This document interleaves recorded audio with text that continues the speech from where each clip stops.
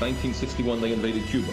And everybody was totally convinced that Castro was the worst guy in the world, that all the Cuban people were going to rise up in rebellion against Fidel Castro. They forgot that he educated their kids, gave them health care, totally transformed the society. You know, not to say that Fidel Castro or Cuba are perfect. They are certainly not. But just because Ronald Reagan dislikes these people does not mean to say that the people in their own nations feel the same way. Senator Bernie Sanders offering some praise back in 1985 for the Cuban leader who died Friday. And let's get straight to Senator Sanders, the former Democratic presidential candidate and author of the new book, Our Revolution. Good morning, Senator Sanders. You said back in 1985 that Castro transformed Cuban society and gave them health care and education.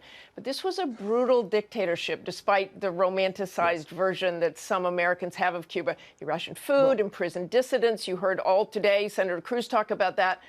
So have you changed your view of Castro since 1985? How would you now describe his leadership? I'm not quite sure. I'm not quite sure, Martha. This is the issue that is on the minds of the American people right now, who basically want to make sure that Donald Trump keeps the promises that he made when he said he was not going to cut Social Security, Medicare, I know, but I want to go back Medicaid. To your comments, please. We'll get to Donald Trump in a moment. The answer is that Castro and Cuba, no, of course, their economy is terrible. You're right. It is a dictatorship. They did have a good health, do have a decent health care system and a decent educational system. A lot of people have left Cuba for better dreams to fulfill their aspirations. So, no, the Cuban economy is a disaster. No, I do not praise Fidel Castro. Okay, let's move on to the Trump administration. But it is interesting, you know, it is interesting that we start a program off by talking about what happened, what I said 30 years ago. Right now, where the American people are concerned is, in fact, an economy right now in which we have massive levels of income and wealth inequality. Mr. Trump made some promises to the American people. Well, let me ask you about that. Senator Sanders, please let me ask questions. Medicare and Medicaid. Let me ask some questions about that, and I will also say that people are concerned about Fidel Castro and what happens next. But you've said you'll try to work with President Trump on issues where you agree: infrastructure, entitlements, the minimum wage.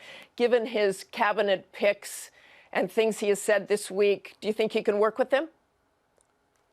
Well, we'll see. I am not impressed by the cabinet picks so far that he has made. Mr. Trump said that he will take on the drug companies.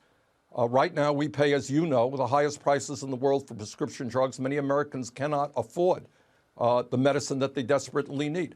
He said that he would support Medicare negotiating prescription drug prices with the pharmaceutical industry and allow for reimportation. Right now, I am 50 miles away from Canada. They pay half of the cost of the price that we pay for prescription drugs. Trump said that he will do something about it.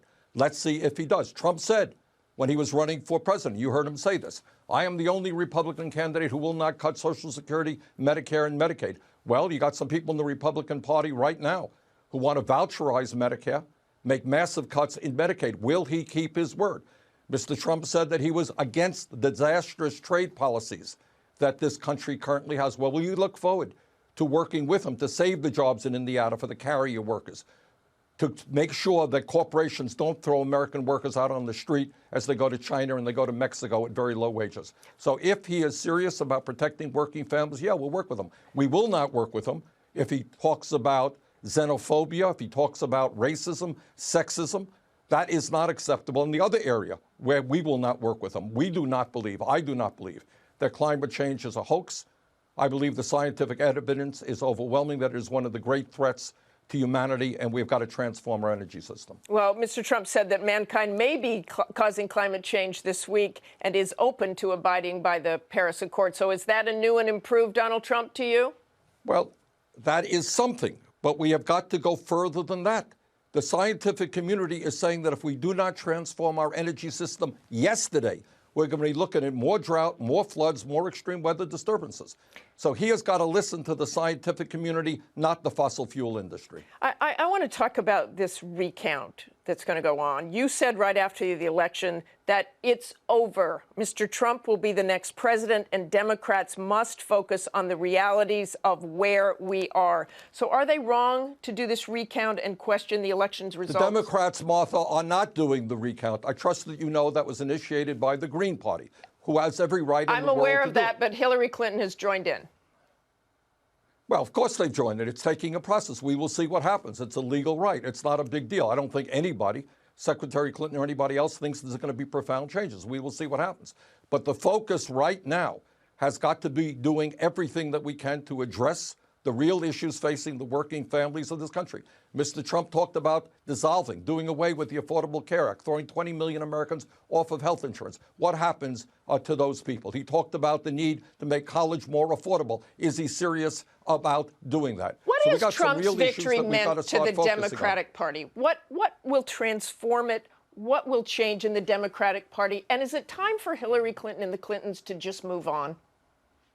You know, we don't have to make this personal. Secretary Clinton has served this country for 25 years. She got 2 million more votes than Donald Trump did in the general election. She has a role to play. But the real issue facing, I think, the Democratic Party is to assess where they are, and they're not in a good place. It's not just the White House, it's the Senate, it's the House, it's 2/3 of the governor's chairs. What we need to do, and what I am trying to do, is revitalize the Democratic Party, bring in the young people, bring in the working people, become less dependent on big money. A lot of campaign contributors, big money people have done a very good job. They've tried to help, but they can't be the dominant force in the Democratic Party. We've got to open the doors. We have got to go to 50 states in this country, not just, the blue states or battleground states. There is no reason why we cannot win in states all over this country, because we have a message that says at a time of massive income and wealth inequality, when the rich get richer and most other people are getting poorer, we're going to stand with working families. That is a message that will win if we take it to 50 states. Okay, thanks very much for joining us this morning, Senator Sanders. Thank you.